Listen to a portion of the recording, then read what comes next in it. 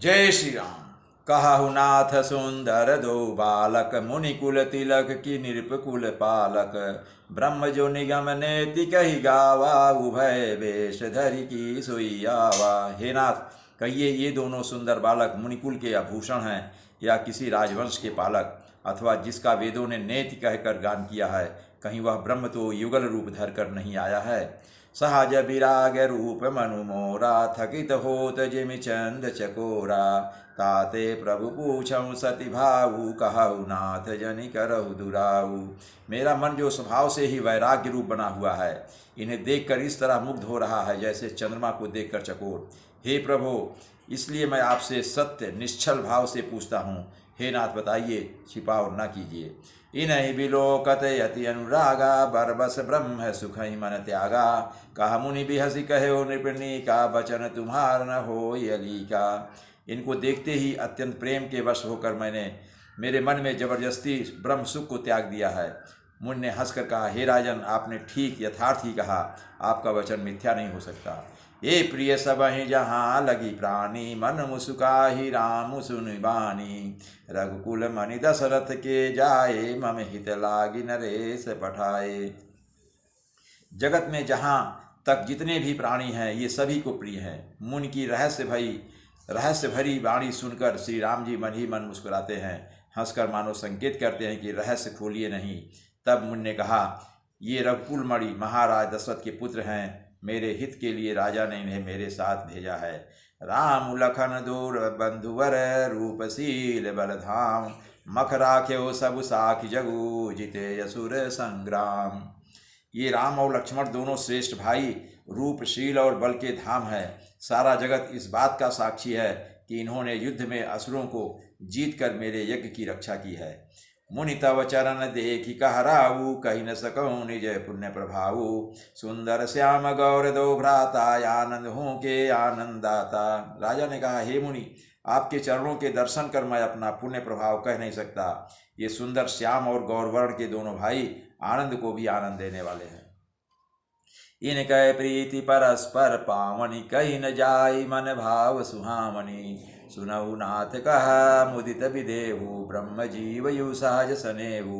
इनकी आपस की प्रीति बड़ी पवित्र और सुहावनी है, वह मन को बहुत भाती है, पर वाणी से कही नहीं जा सकती। विदेह जनक जी आनंदित होकर कहते हैं, हे नाथ सुनिए, ब्रह्म और जीव की तरह इनमें स्वाभाविक प्रेम है। पुनि पुनि प्रभु चितौ नर नाहु, पुलक गात उर अधिक उछाहु। मुनि प्रशंसी नाई पद शीसु, चले लवाई नगर यवनीसु। राजा बार बार प्रभु को देखते हैं, दृष्टि वहाँ से हटना ही नहीं चाहती। प्रेम से शरीर पुलकित हो रहा है और हृदय में बड़ा उत्साह है। फिर मुनि की प्रशंसा करके और उनके चरणों में सिर नवाकर राजा उन्हें नगर में लिवा चले। सुंदर सदन सुखद सब काला, तहाँ बासुलय दीन भुआला। करी पूजा सब विधि से उकाई, गयो राव गृह विदा कराई। एक सुंदर महल जो सब समय सभी ऋतुओं में सुखदायक था, वहाँ राजा ने उन्हें ले जाकर ठहराया। उसके बाद सब प्रकार से पूजा और सेवा करके राजा विदा मांगकर अपने घर गए। ऋषय संग रघुवंश मणि, करी भोजन विश्राम। बैठे प्रभु भ्राता सहित, दिवस रहा भरी जाम। रघुकुल के शिरोमणि प्रभु श्री राम जी ऋषियों के साथ भोजन और विश्राम करके भाई लक्ष्मण समेत बैठे। उस समय पहर भर दिन रह गया था। लखन हृदय लाल सा विशेषी, जान जाय जनकपुर जाय देखी। प्रभु भय बहुरी मुनि सगु चाही, प्रगट न कहाई मन नहीं मुस्काही। लक्ष्मण जी के हृदय में विशेष लालसा है कि जाकर जनकपुर देखावें, परंतु प्रभु श्री रामचंद्र जी का डर है और फिर मुनि से भी मुझसे चाहते हैं, इसलिए प्रकट में कुछ नहीं कहते, मन ही मन मुस्कुरा रहे हैं। राम अनुज मन की गति जानी, भगत बछलता ही हुरसानी। परम विनीत सुख सकुचि मुसुकाई, बोले गुर अनुशासन पाई। अंतर्यामी श्री रामचंद्र जी ने छोटे भाई के मन की दशा जान ली। तब उनके हृदय में भक्त वत्सलता उमड़ आई। वे गुरु की आज्ञा पाकर बहुत ही विनय के साथ सकुचाते हुए मुस्कुराकर बोले,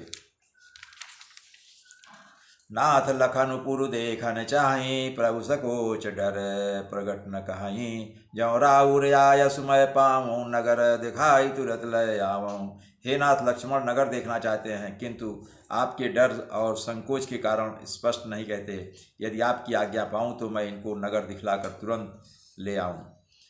सुनि मुनि सुकह बचन सप्रीति, कृष्ण राम तुम राखौ नीति। धर्म सेतु पालक तुम ताता, प्रेम विवश सेवक सुखदाता। यह सुनकर मुनीश्वर विश्वामित्र जी ने प्रेम सहित वचन कहे, हे राम, तुम नीति की रक्षा कैसे न करोगे। हे तात, तुम धर्म की मर्यादा का पालन करने वाले और प्रेम के वशीभूत होकर सेवकों को सुख देने वाले हो।